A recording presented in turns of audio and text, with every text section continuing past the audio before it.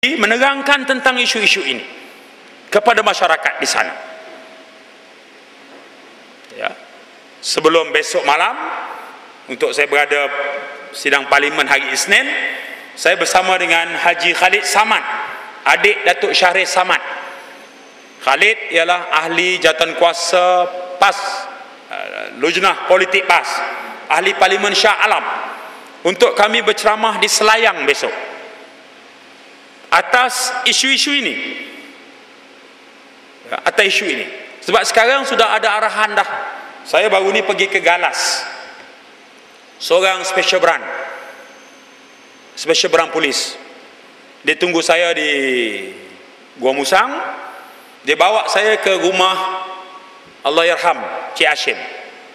Dia sendiri bawa saya. Terkejut keluarga Allahyarham Cik Hashim. Macam mana polis bawa kita pula? Lepas tu saya bersembang dengan dia. Dia kata, Mbah Ahmad, dah ada arahan daripada Bukit Aman. Arahannya ialah ceramah politik tak keluar permit lagi dah. Saya kata terima kasih tuan. Kalau ceramah politik tak boleh keluar permit, maknanya pilihan raya dah dekat. Pilihan raya dah dekat. Itu satu daripada tanda-tanda anak bulan dia. Selalu macam tu.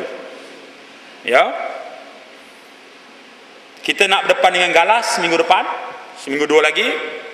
Tadi seorang lagi wakil rakyat Barisan Nasional pula meninggal. Yang berhormat Edmund Chong dari Parti Bersatu Sabah, komponen Barisan Nasional, dari kawasan Parlimen Batu Sapi, keluar daripada rumah dia nak beli tiket di lapangan terbang Kota Kinabalu, tiket kapal terbang, dah beli dah, patah balik ke rumah dia, dia naik motor besar 750cc, bertembung dengan kereta Mercedes, mati. Umur 54 tahun. Patutnya besok dia terbang sebab hari Isnin nak mesyuarat parlimen. Mati. Maknanya pilihan raya kecil. Mati kalau sebelum bulan 5 tahun depan, pilihan raya kecil. Kalau mati selepas bulan 5 tahun depan, tak ada pilihan raya kecil lah. Dia setakat bulan 5. Pasal pilihan raya kita bulan 3 2008. Bulan 3, bulan 5 gazet wartakan.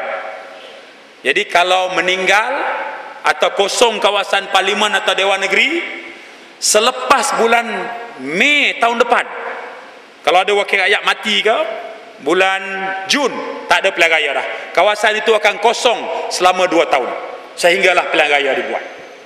Itu kaedah dia. Jadi kalau daripada sekarang sampai bulan 5 tahun depan ada mati, pilihan raya kecil. Ini pilihan raya kecil yang ke-13.